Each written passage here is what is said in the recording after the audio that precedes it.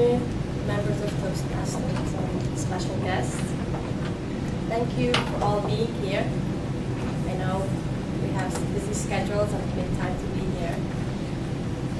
Today what I'm about to present to you will bring your awareness about what truly motivates human beings to the deepest level.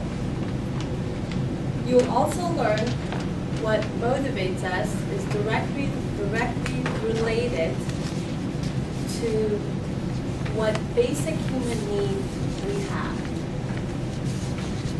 So your basic need psychology, the way you're fulfilling those needs, whether you are fulfilling your needs in a positive or negative way. Human motivations are driven by need to fulfill 6 basic needs. So these are not just wants and desires. These are the base for profound needs we have as human beings. And these needs are being encoded to our nervous system for thousands of years. Although we might be, from different backgrounds or cultures, but the needs we have, we followed 6 basic needs. And the man who discovered the answer to the question, why do we do the things we do as human beings, is Tony Robbins. How many of you know Tony Robbins? So for those of you who don't know Tony Robbins is, he went for over 3 decades and he studied and worked with 50 million people, over 80 countries. He always was intrigued by what makes someone behave in such a positive way while somebody else behaves in a negative way.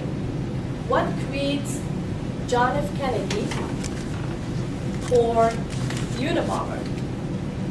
What creates a Mother Teresa or Osama bin Laden? He found out the needs are the same, but how people go about to fulfill them are different.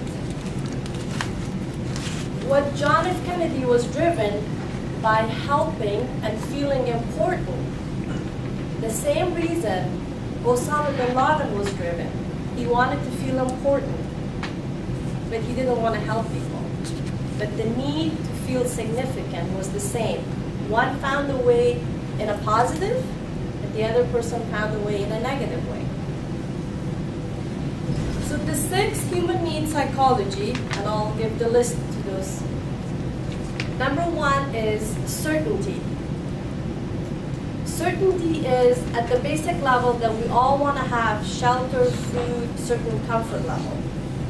Sometimes if we cannot accomplish that in our physical space, mentally we try to create that comfortness. A good example would be when someone's driven by certainty is that they always need to know things for sure, for 100%. Like, tell me what time you're going to be there, 6 o'clock. If you tell them 6-ish, they're going to get very uncomfortable. No, tell me exactly what time. Tell me exactly what are we going to have for dinner. And so they're always driven by certainty, everything they need to know for sure. Number 2 is uncertainty, which is also, we call it variety, which is the spice of life. So some people that, they're driven by certainty, they could work in front of a desk all day and they could have the same routine and they're completely fine.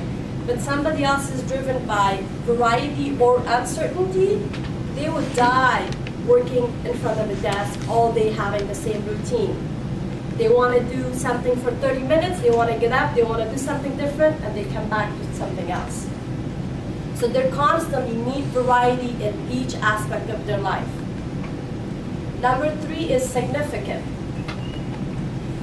We all want to feel special, worthy of, right? We want to feel important. Number 4 is love and connection. Now for most general population, we never get to the love part, but we settle for the connection.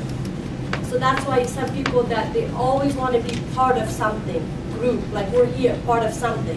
It feels good to connect with each other. Number 5 is growth. You know, they say when you're not growing, you're dying. Some people are driven by a tremendous amount of growth. They constantly have to grow. Number 6 is contribution. You know, contributing beyond yourself. Like Mother Teresa was in that level. Dalai Lama. Their own basic needs are not important. They want to contribute all the time. So the first 4 ones are the primal need that we have. Certainty, variety, significance, love, and connection. The last 2 needs are for the spirit. So that's why when you have, you want to help someone, it really feels good. You don't have to do anything. Automatically you feel good. So when you are understanding what your needs are, it's very important because the difference is between you accomplishing your goals, reaching it up here versus getting stuck down here is because you're fulfilling a need. And understanding not only about yourself, it helps to understand about your spouses, the relationship you have with your children, because children are no exception to this. My son is 11 years old. His top need is, so one more thing before I get to that. Although we all need to fulfill all 6 needs, but the 2 top one becomes the driving forces. And so the 2 top needs really determine your destiny in life.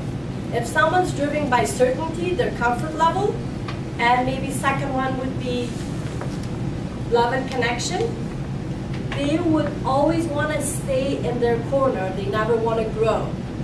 So sometimes you wonder, you have a child, how come he or she does not want to pursue or go to and accomplish their goals? Is because they're driven by that comfort level. Or somebody else that is driven by significance, they want to do great things and they want to look important. They always want to pursue further and get things done. So next time,